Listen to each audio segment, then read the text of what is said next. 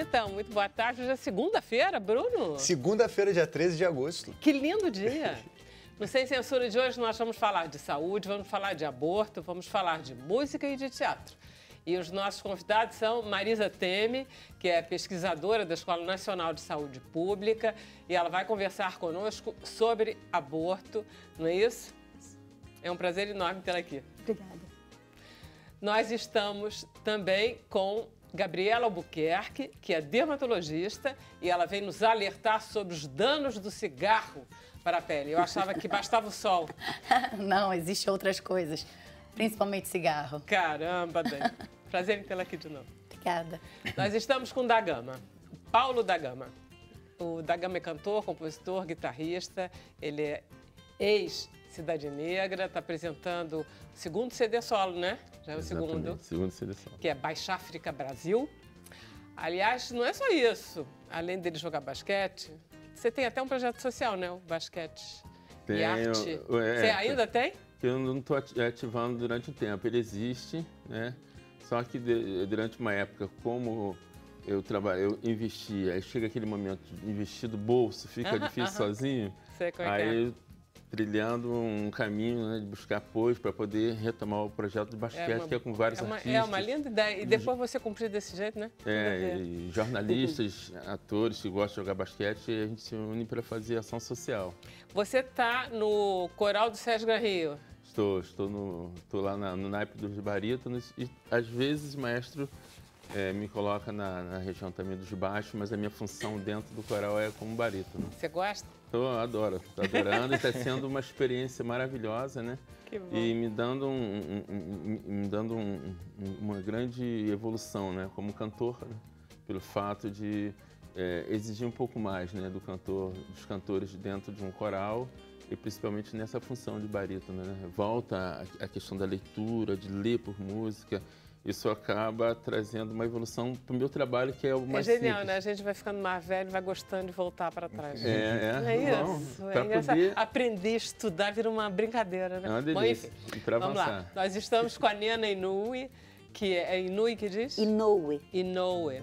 Japonês. Isso é japonês? Eu achei que era argentino, já estava aí me perguntar como é que a gente pronunciava, porque ela é argentina. Mas eu só nasci na Argentina, né? Fiquei 9 anos e vim pra cá. Você ontem eu falava sou um mestiça de portunhol japonês. perfeito. Hablo bien. Habla bien, claro.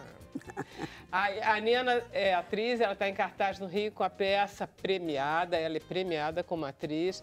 A peça se chama Pra Não Morrer e a temática é feminista. É mais do que isso, a temática é feminina. São histórias verídicas de mulheres da resistência, parte do livro do Dado Galeano, chamado Mulheres. Então, são várias mulheres de várias épocas distintas, de várias épocas, de vários lugares. A maioria é América Latina, né? São latino-americanas, porque eu quis falar sobre a América Latina, né? A gente foi lá ontem, né? A Beth e eu fomos lá assistir, nós adoramos. E aí a gente vai conversar com a Nena sobre isso. Estamos também com o Bruno Barros. Então, Bruno, que temos para hoje? Então, Vera, boa tarde aos nossos convidados. Uma boa tarde muito especial para você. Então, começou a semana, estava só esperando o Sem Censura começar, segunda-feira aí tá rolando. Então, participa do Sem Censura. Para você participar hoje, você só pode participar pelo Twitter com a hashtag Sem Censura e você também pode mandar mensagem pelo WhatsApp. O nosso número é 021 99903 5329. Vale lembrar que o Sem Censura hoje ele não está sendo exibido no YouTube, somente no Twitter do programa, na página @SCensura. Decorou? @SCensura, corre lá no Twitter e assiste a gente. Ou então continua aí na TV mandando mensagem. É facinho, Vera, de participar. Todo mundo participa. É só não sair daí. Não sair daí, fica aí. Sobretudo que agora a gente vai ouvir o Da Gama. Oba! Vamos? Vamos lá. Então vai. Vai ser o quê, Da Gama, que você vai fazer? Vou cantar aqui uma música que chama-se Trabalhador. Ah, é linda. Que fiz um videoclipe maravilhoso com a participação do nosso querido, grande amigo e ator. Um grande beijão pro Serjão Lorosa. Isso. Né? Essa música é do meu querido irmão Papa Rick e que está nesse CD Baixa África Brasil, que está em todas as plataformas.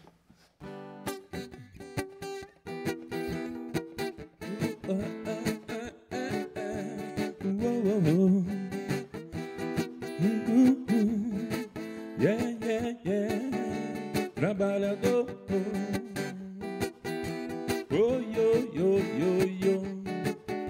trabalhador,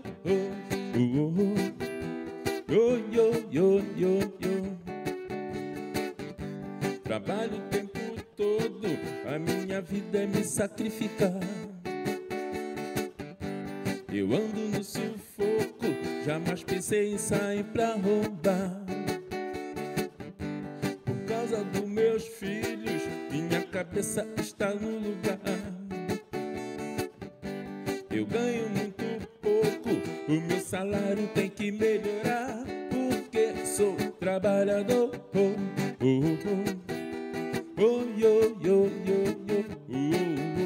Trabalhador.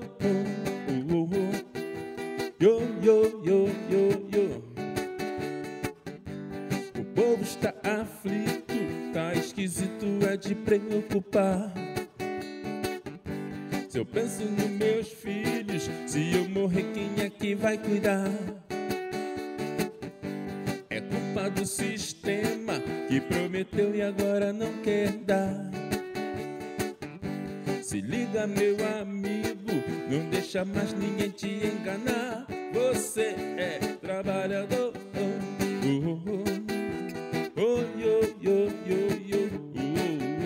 Trabalhador.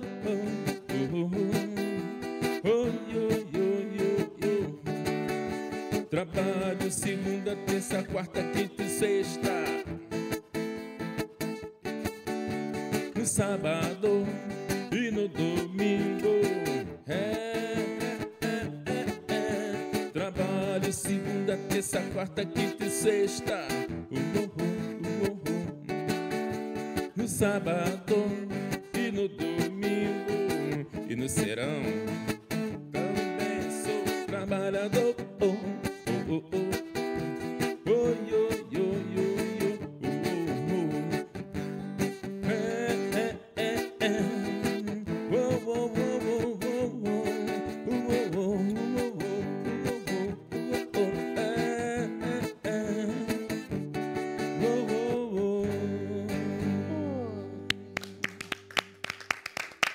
Excelente para uma segunda-feira, Não, né? maravilhoso. Rapaz. É uma música engajada, politizada e alegre, como É, todo alegre, reggae. exatamente. Reggae é uma coisa impressionante, né? Porque ele mexe com a alma da gente, eu acho. Tem essa coisa, tem essas funções, né? De trazer a alegria, de trazer um clima bacana, leve, e ao mesmo tempo fazer a gente pensar, refletir sobre tudo, né? Sobre os aspectos sociais, espirituais, né? Que é a função natural do reggae. Ele conseguiu se propagar, saiu da Jamaica através de Bob Marley, Peter Tosh, né, Jimmy Cliff, e chega na Europa, na Inglaterra, nos anos 60. A partir dali ele ganha o mundo. E eu falo, de vez em quando eu encontro com o Jardim Macalé pela rua, né? A gente é meio vizinho ali, Jardim Botânico. Aí eu entrei com ele no bar, aí eu falei, rapaz... Aí eu falei acho que era a esposa dele que estava com ele. Rejane. Falei, ó, esse cara aí foi o cara que trouxe o reggae para o Brasil. Ele adorou. Que muita gente não sabe disso, né? Mas o Jardim, né, nos anos 60, foi o primeiro a gravar o reggae no Brasil. Que aí depois foi o primeiro a gravar? Foi o primeiro. Depois legal, foi o Caetano voltando do exílio, né? Quando foi ele e o Gil, que ficaram na Inglaterra durante uma época. Então, lá eles descobriram o Menton, que músicas... saiu da ilha da Jamaica e os jamaicanos indo para Londres, né, para ganhar vida, então, consequentemente, leva a sua cultura. Então, foi onde o Caetano, na volta, ele grava um reggae também, mas foi o Jardim, foi o primeiro no Brasil. Muito bacana isso, não? Tá vendo como a gente aprende aqui nesse programa? Olha só, você tem uma carreira solo há 20 anos, você ficou 20 anos...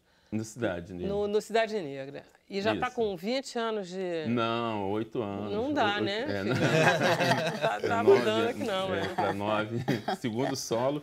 O primeiro eu lancei, né, 9 anos atrás, foi o Violas e Canções. Isso. Foi um CD onde eu trago o meu lado de mais compositor, com essa influência MPB também, tanto que eu tenho música minha com o Marcos Valle, em que o Arlindo Cruz canta comigo, né, que é Ciranda, um samba bossa. E regravei também Hildon também, na Chuva na Fazenda, né? E trouxe umas pitadas de reggae também, mas muito mais essa mistura da MPB, né? Que a minha ideia no primeiro solo era mostrar mais o meu lado compositor do que o lado do artista do reggae. Esse Baixo África Brasil, eu resgato mais o artista que o da Gama, que chegou no mercado da música através do reggae, né? Que aí eu regravei vários artistas do reggae nacional e dentro desse projeto Baixa África Brasil. O reggae nacional é bom, né? É maravilhoso, tanto maravilhoso que hoje, até uma época atrás, para as casas de shows lotarem, tanto aqui no Rio, na Fundição, entre tantas outras capitais, em show de reggae, a gente tinha uma dependência de ouvir um artista jamaicano de londrino para encher a casa, onde o empresário acreditava. Hoje, com artista nacional, já tem um público, então o mercado absorveu. Agora, a gente teve a sorte, a gente, quanto Cidade Negra, né, em 90 para 91 foi quando a gente lançou o primeiro CD e a gente deu aquele boom, que aí a galera começou a entender esse tipo de música. Aí em 94, com Sobre Todas as Forças, né, com a entrada do Tony também, que a gente atingiu um lado mais comercial também, e aí fortaleceu mais ainda o gênero no mercado. Você sempre foi guitarrista, né, do Cidade, né? Guitarrista e compositor, né? Isso. Isso vem do teu pai, é isso? Era teu pai que não era músico profissional, mas que ele era bom de música? Meu pai... O que você ouvia em casa? Meu pai e minha mãe dizia que ele é o cara que animava as festas no morro, né? Isso porque eu nasci no Lins, do Vasconcelos, né? Em Barro Preto. Mandar um beijo aí para essa comunidade linda. Salve, Lins. Sobrinhas que ainda estão lá ainda. E aí, com 4 anos de idade, que fui para Belford Roxo. Para Baixada, mas mantendo esse link ainda, até hoje, de amigos. Quando tenho oportunidade, vou na casa das minhas sobrinhas, né, que é raro devido à correria e distância também, né? Esse é bom sinal, significa que você está trabalhando muito. Sim. E família também, enfim, tem essas coisas.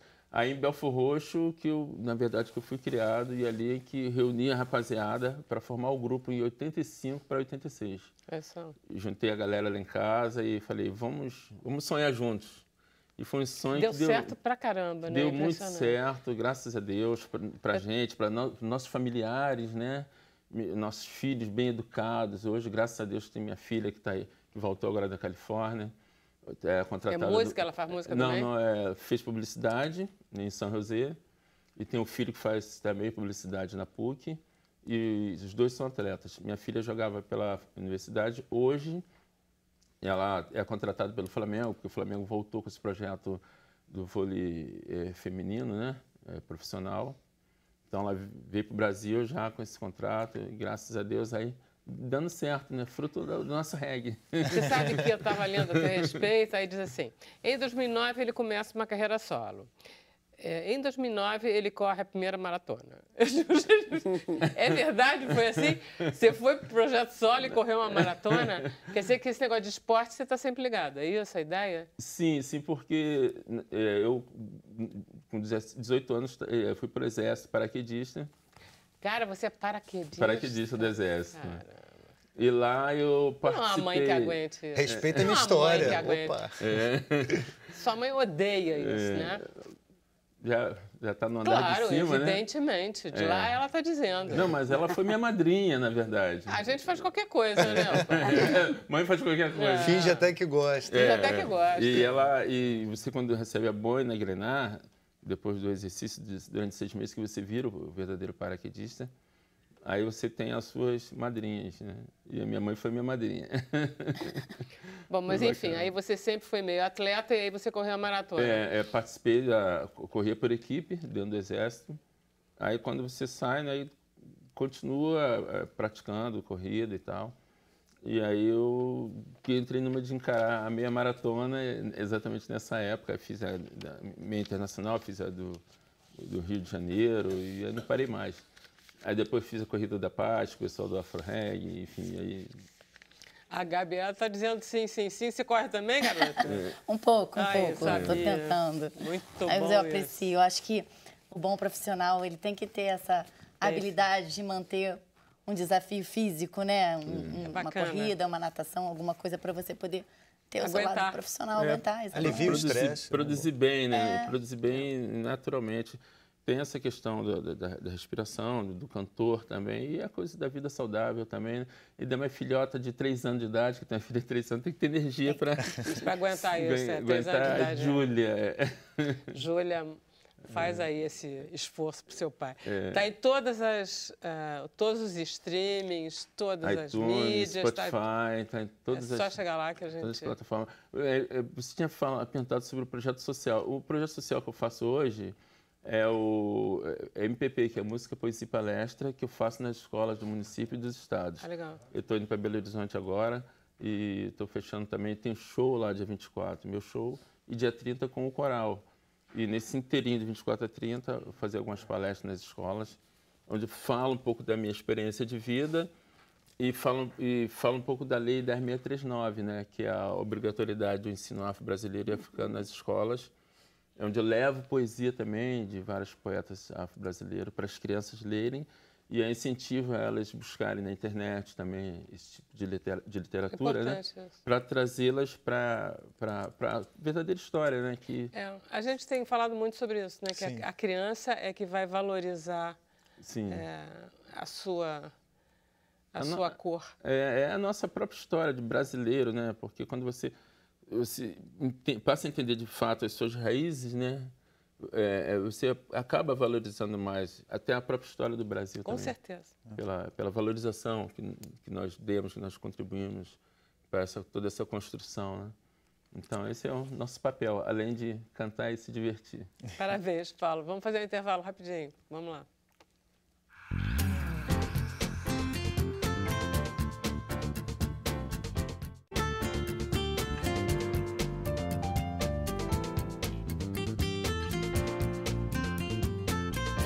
Então, Bruno, o que temos? Olha aí, Edileuza do Tanque, em Jacarepaguá. Valeu, Edileuza, pela mensagem. Ela falou que é muito bom ver o Da Gama aqui no Sem Censura. Ela deseja tudo de bom para você na carreira solo, é muito fã, muita luz, tudo de bom. Gabriel Pontes diz que o reggae une os povos e espalha amor pelo mundo.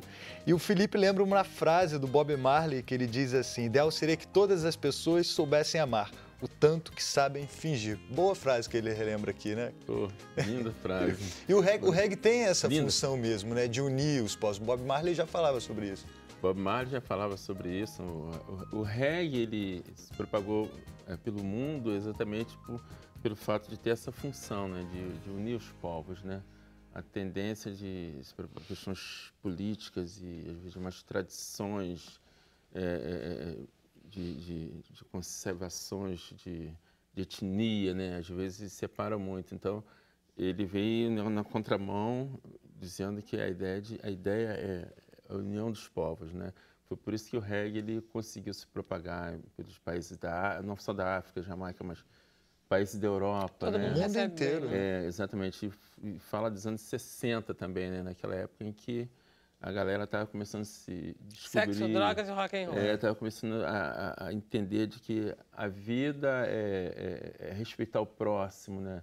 É ter sua liberdade, né? Então, foi nessa época que ele chega também e ele acaba endossando também essa galera que estava militando pelos direitos civis também, né? Então, esse é o fato de o reggae estar aí no mundo e que atravessou uma ideia de moda, né?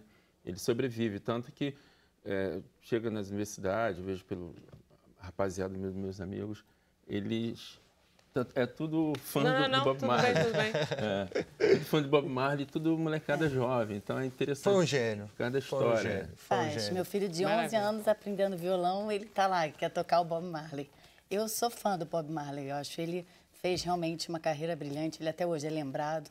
Agora, uma curiosidade do Bob Marley. Daí, assim, eu acho que ele se preocupou muito com todos, com a socialização da música, mas ele talvez não se preocupava tanto com ele mesmo. Por um acaso, Bob Marley morreu com melanoma na planta do pé. Sim. Uma manchinha que foi crescendo, que ele não teve a menor vontade de ver o que era aquilo, por que essa mancha tinha surgido. Mas é porque ele tinha uma religião que não permitia também isso. Exatamente. E uma coisa tão importante ele deixou para lá e acabou.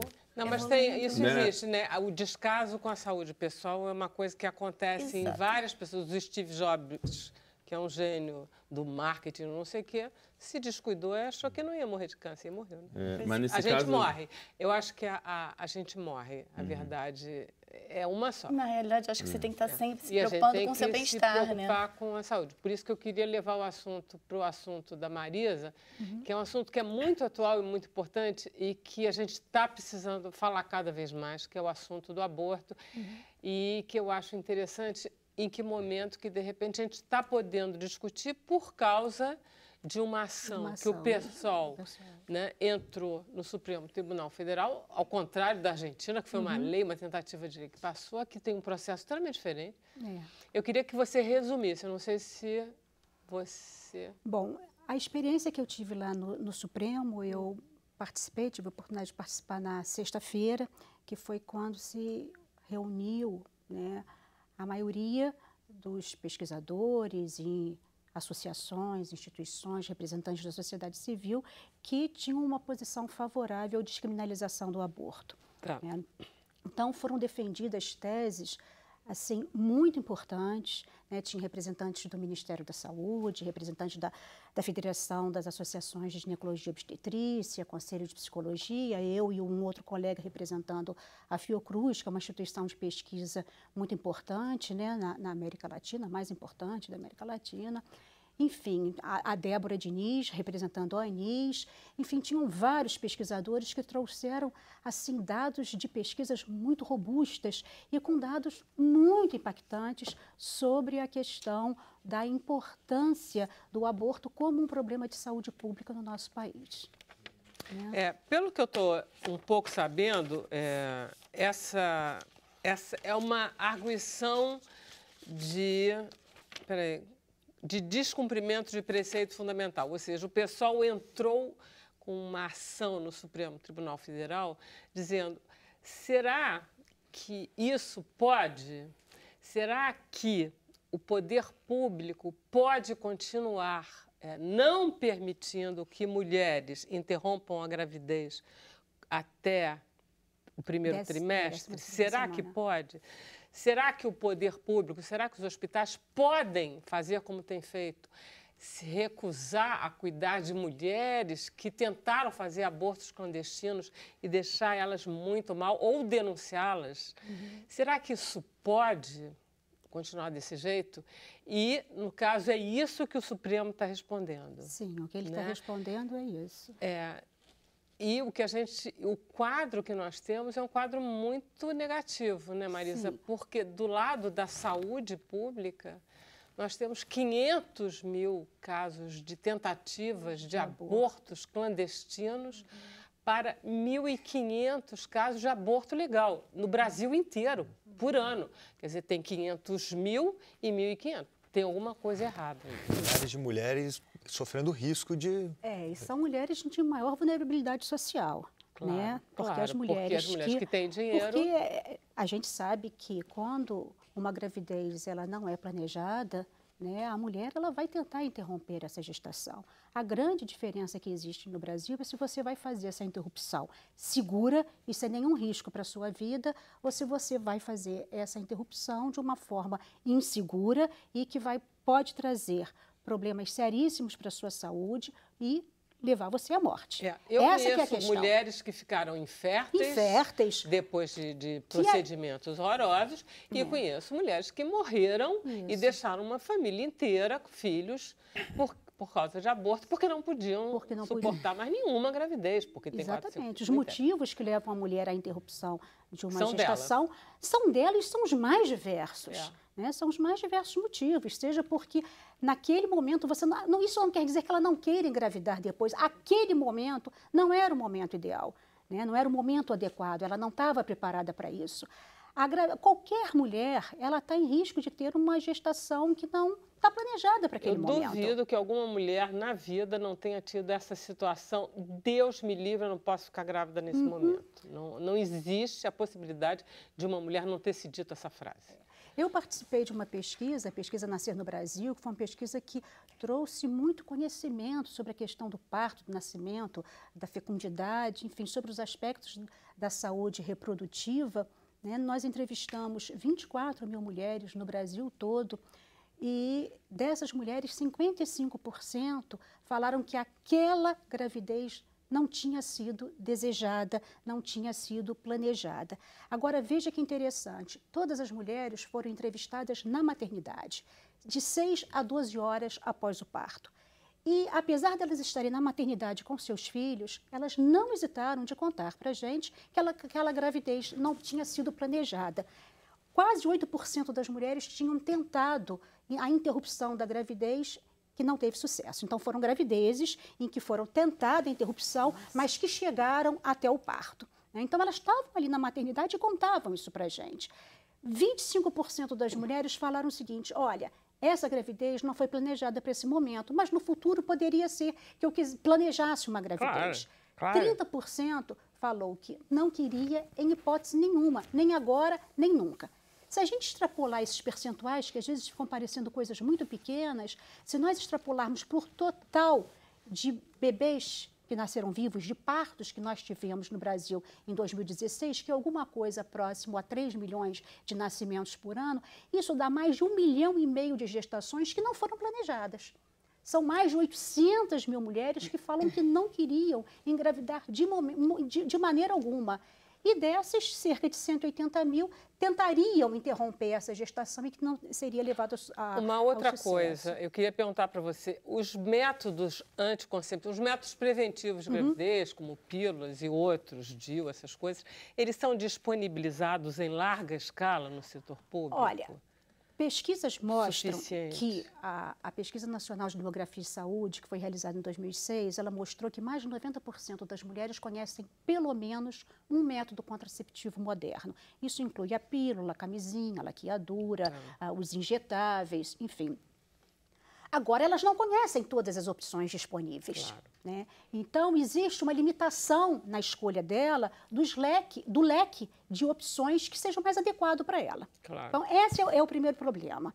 O segundo problema é que os métodos têm graus de falhas que são variáveis. Claro. Então, você mesmo usando o método contraceptivo, ele pode falhar. Nós falhamos, nós podemos não usar adequadamente, como os métodos falham por si só. Uma coisa é o que está na bula, outra coisa é o que é o uso correto dele, né? A outra situação é que o acesso aos serviços de saúde, eles são desiguais, né? As mulheres não têm, as mulheres das diferentes classes sociais, elas não têm acesso igual à informação. Né? E o serviço de saúde, por sua vez, ele não consegue reconhecer o quão é complexo a regulação da fecundidade, que não envolve apenas a distribuição de um método contraceptivo, mas tem toda uma questão social envolvida, né, de você entender o que cada mulher pensa sobre conjugalidade, sexualidade, maternidade.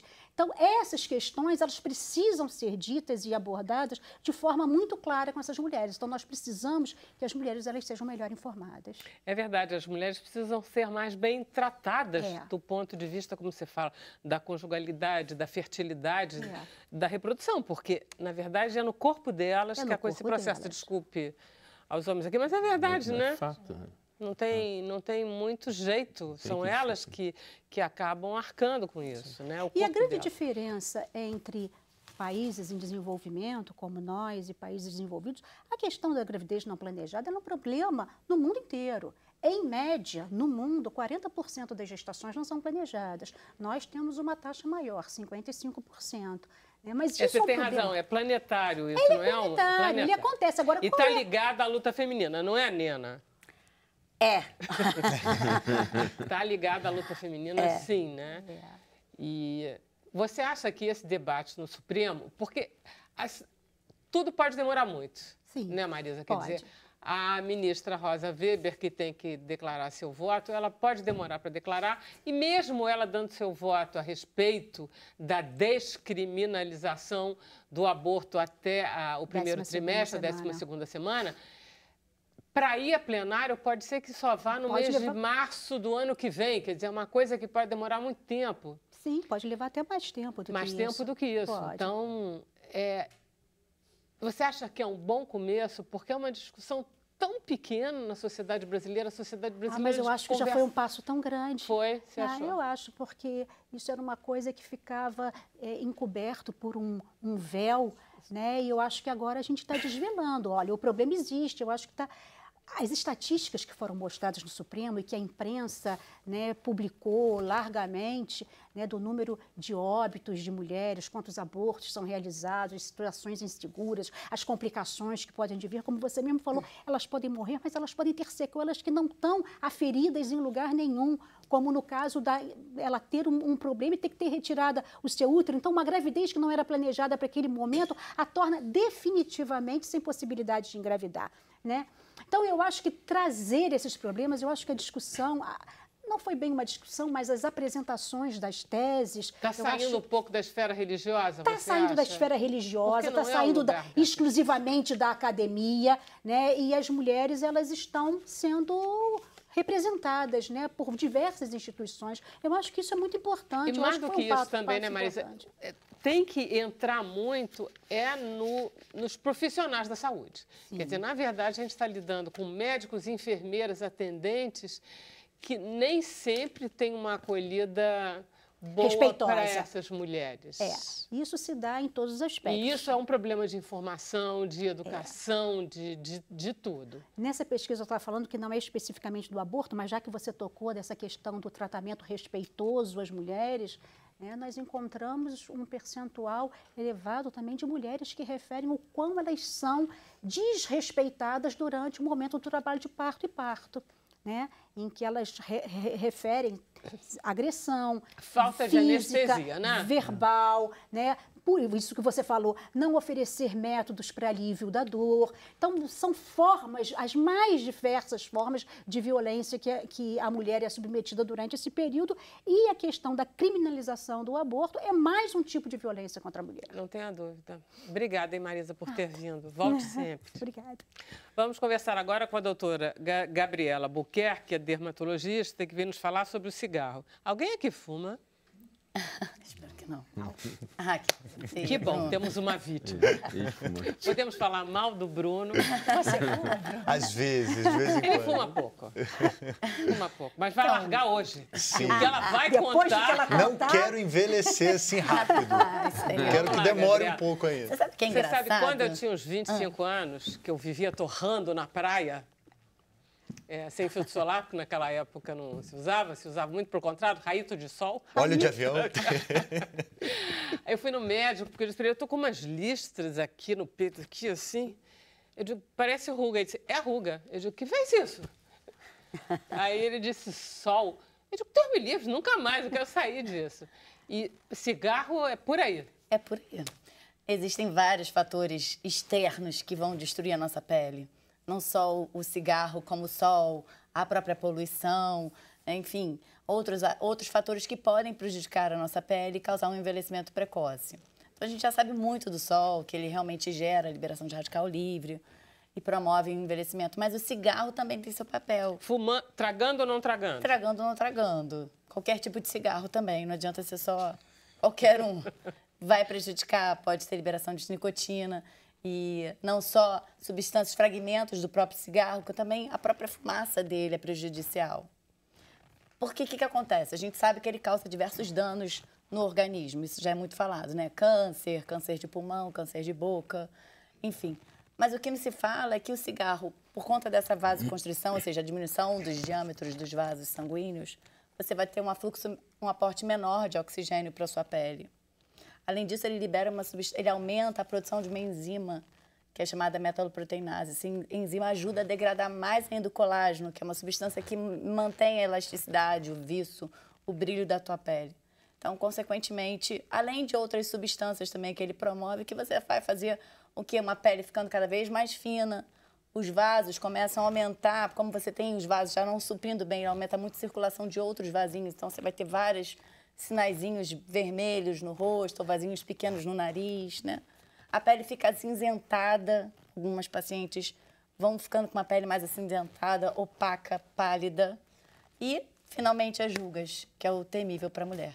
É interessante, Vera, que eu tenho um paciente que já confessou para mim, olha, eu parei de fumar só porque eu não queria ficar com ruga. Olha só. Mas eu acho um motivo muito razoável. Pois é. Achei interessante quando ela falou... Então, é por aí, né? Eu acho que se a gente puder conscientizar... Qualquer razão para parar de fumar vale. Se a gente puder conscientizar isso... E o cigarro libera mais de 4.000 substâncias nocivas ao seu organismo, né? Então, não é só a nicotina, existem outras, existe chumbo, existe cádmio, uma série, carbono 14, que é até radioativo, então uma série de substâncias que podem promover um mal muito grande no organismo. Quer dizer, além de dentes amarelados... Isso. Um fedor insuportável quando ele fica frio. Isso. Nas mãos... fica tudo amarelo, a pele, o hálito é muito ruim. Muito. Agora, é verdade mesmo que essas rugas em volta da boca, só pelo fato da gente tragar, aumentam? Eu achei isso um pouco exagerado. Olha, porque isso vem com a idade de qualquer jeito. Eu tenho pacientes que têm um pronunciamento grande dessas rugas e que nunca fumaram. Mas eu percebo que pacientes que fumam aumenta muito a chance mesmo. A gente observa maior frequência dessas rugas periorais, que a gente chama de código de barras. Isso. Então, se puder evitar, sempre acho que vai ajudar. Corredoras, maratonistas costumam ter uma pele também muito envelhecida. Por causa do sol. E porque eles liberam muito radical livre. Da mesma maneira que o cigarro, os maratonistas, você percebe o envelhecimento precoce da pele, porque libera muito radical livre. E aí, o que você pode fazer nesses pacientes que fumam ou que liberam muito radical livre? Eu sabia que o atleta tinha uma pele também. Nunca mais... percebeu que o maratonista tem uma pele muito envelhecida? Eu sempre achei que era por causa do sol, que pegava sol, né? Porque exercício ao ar livre. E ele consome muita gordura profunda da face. Então, por isso que às vezes, nesses pacientes, eles já estão recorrendo mas a gente. É tão bonita aquela coisa magra com aqueles músculos marcados. Mas tem mulher que não gosta, tem mulher que se incomoda. Então, assim, a gente fazer uma reposição de antioxidantes, uma dieta equilibrada, para esse paciente que ainda não conseguiu largar o cigarro, é uma dica interessante. Você tem muitos pacientes que fumam? Alguns.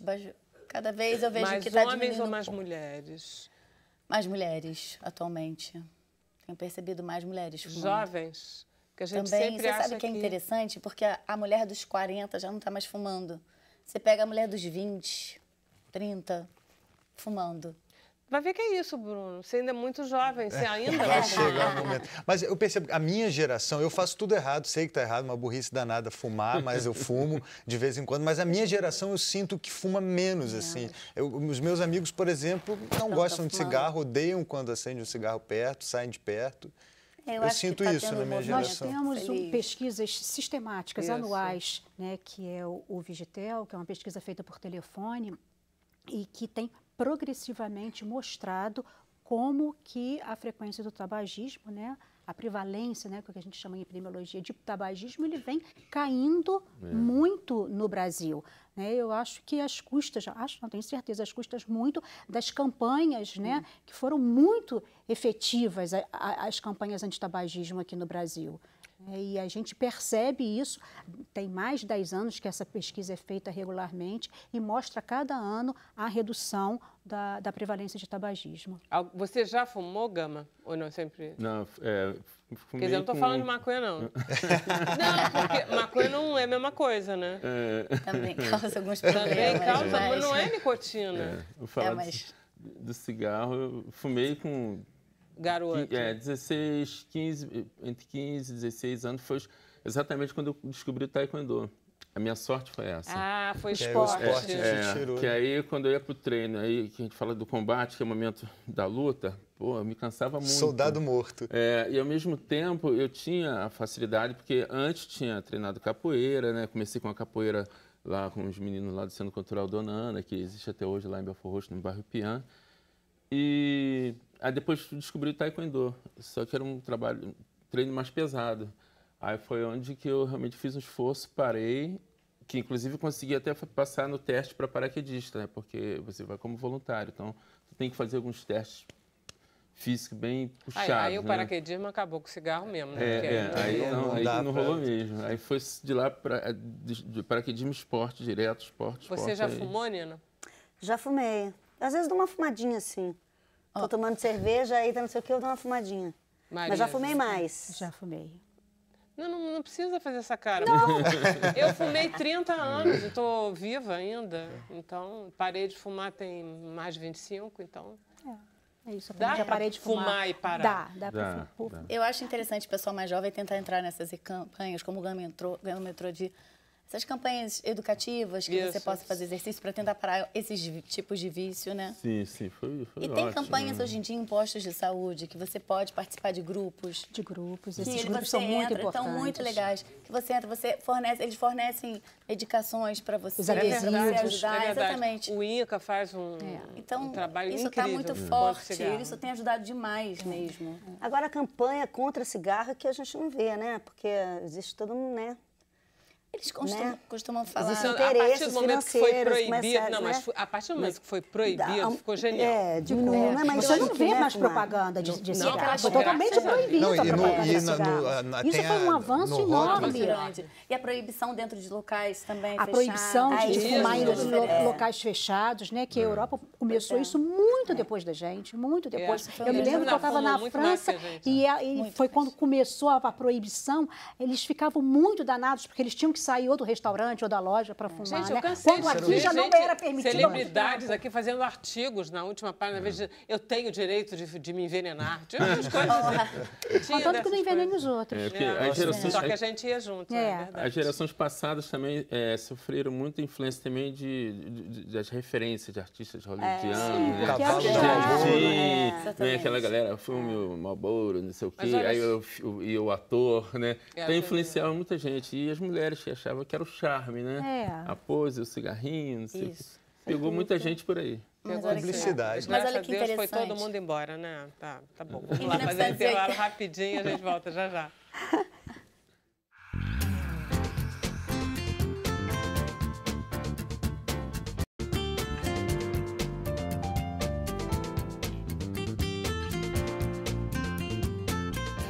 Então, Bruna.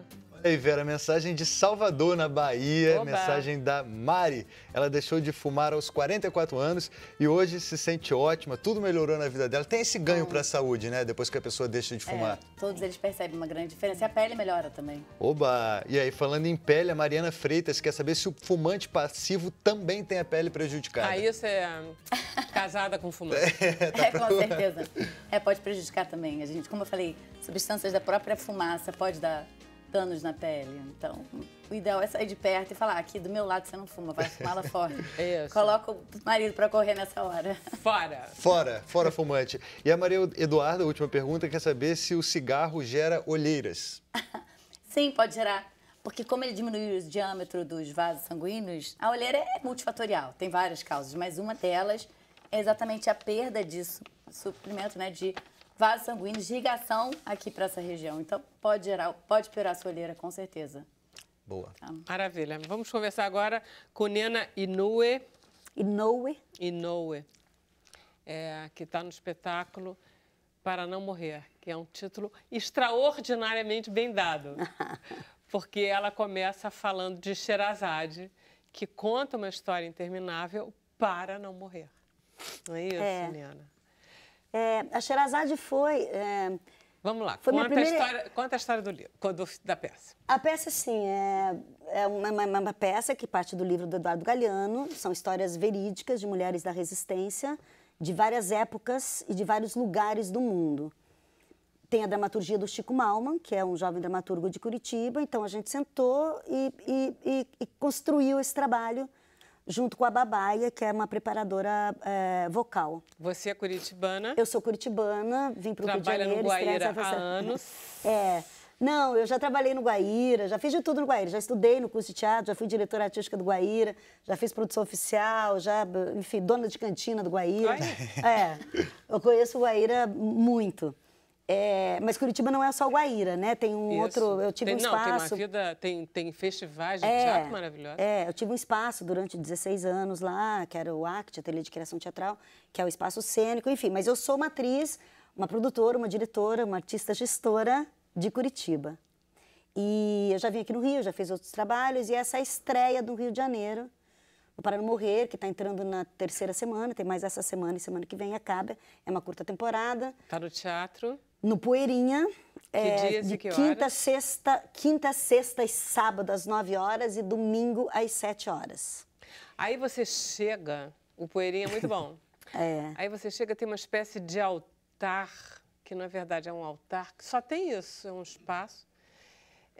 uma poltrona, não é uma poltrona, é um altar, é uma poltrona, é um trono forrado de pano com muita água, muitos vasos d'água, alquidares. E tem esta pessoa que faz... eu estava com a Beth, que é a nossa produtora, ela diz assim, ela faz o tempo. Ela faz o tempo, é um pouco. Eu achei bonita essa ideia. Ela representa... Ela é uma entidade, ela é uma deusa, ela é mais do que isso, né? Acho que tem uma ancestralidade, tem um arquétipo, né, de uma Pachamama, ou de uma avó, ou de uma bruxa, né? Tem o VT, que aí a gente visualiza. Pode passar. Sou mulher latino-americana e me atrevo a contar. Amália, Ângela, Consuelo, Eva e Maud. Patrícia estava na lista dos condenados por pensar à esquerda e viver de frente. Eu tenho em mim um corpo violento que me persegue até o fim. Um corpo de ditadura. Ela cavou a sua própria cova com as unhas. Enquanto ela arranhava a terra, subia uma nuvem de pó vermelho que pintava toda a sua cara. Não tem um recuo assim para a gente ver o... Assim. Fazia tempo que eu não via, assim, de ver de fora, né? Eu vi ontem. Eu estou muito feliz com o espetáculo. Eu acho que ele é importante, mas eu acho que ele é um espetáculo necessário, independente da minha performance, porque ele traz questões muito milenares, ancestrais, das mulheres e da existência, da questão da opressão. E mais do que isso, eu acho que ele apresenta as mulheres de uma forma muito protagonista e não uma forma vitimizadora. E isso é muito agradável. São mulheres que deram muito certo, várias delas.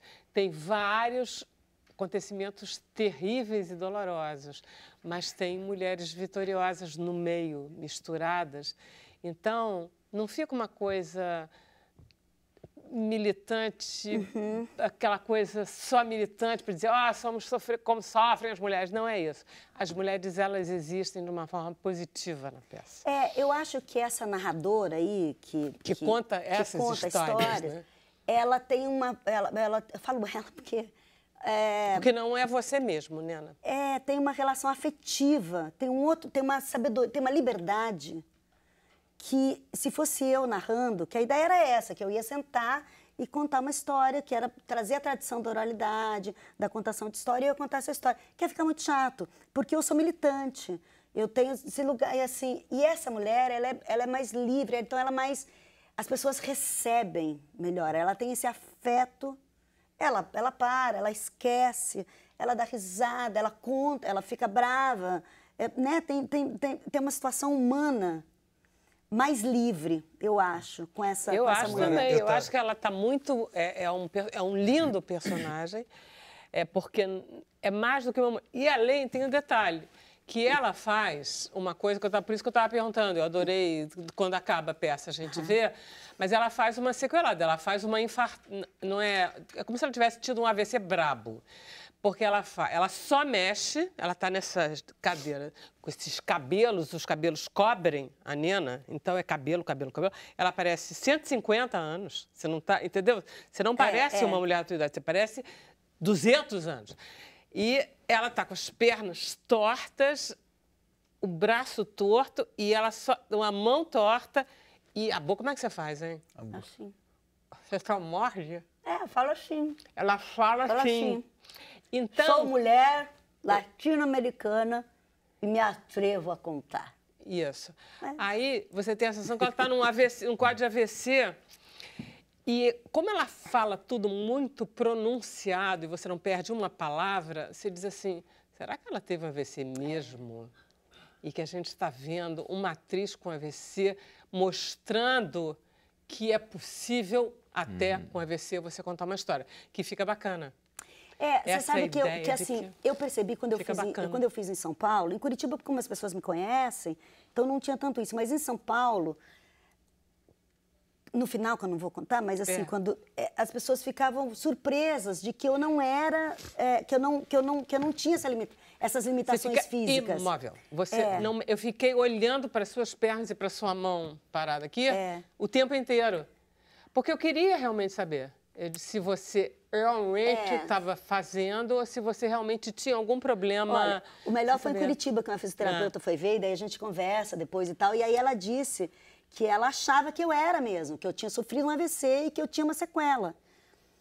Eu achei isso um elogio, porque era de uma profissional. Ela acreditou tanto. Mas é um elogio. Mas a ideia disso, e que não foi pensada, porque esse processo, de todos os processos... Eu estou fazendo 40 anos de teatro agora esse ano. Que isso, Lina? 40 anos de teatro esse ano. Você realmente não fuma.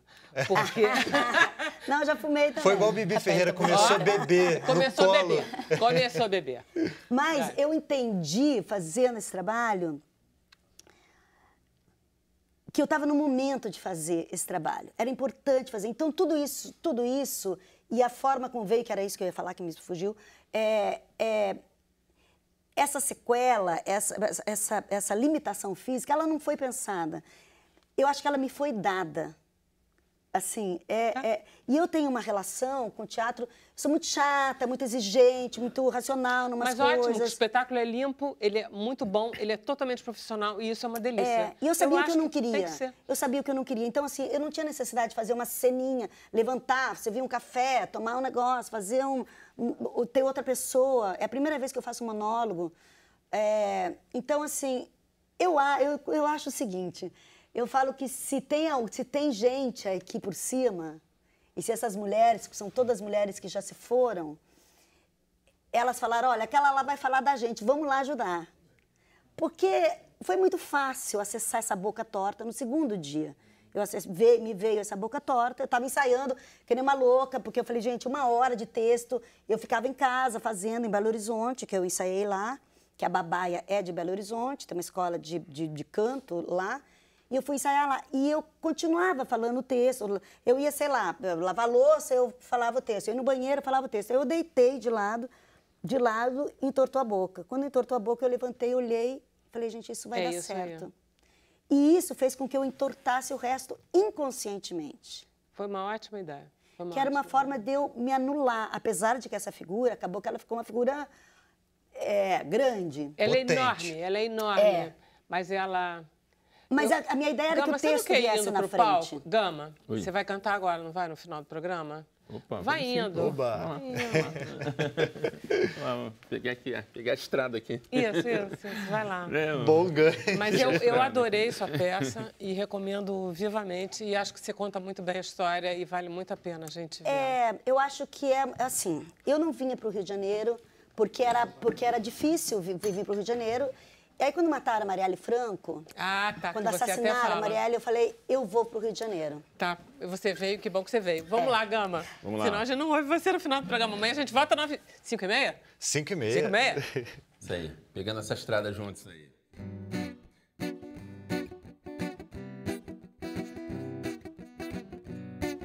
Você não sabe o quanto eu caminhei pra chegar até aqui, percorri milhas e milhas antes de dormir. Eu não cochilei os mais belos contos que chamei. Nas noites escuras de frio eu chorei.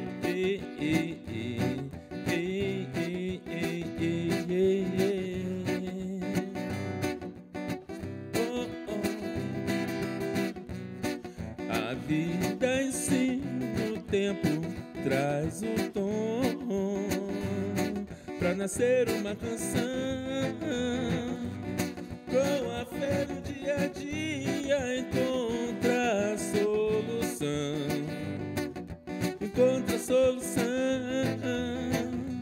Quando bate a saudade eu vou pro mar. Fecho os meus olhos e sinto você chegar. Você chegar.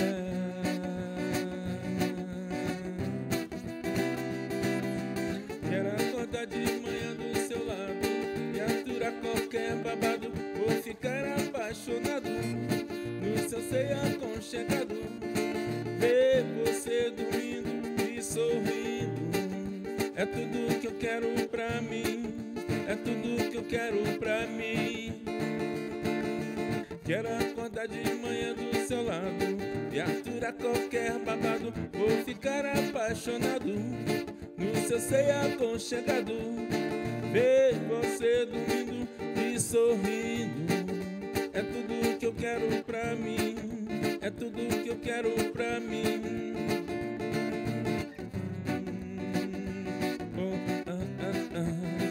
Together.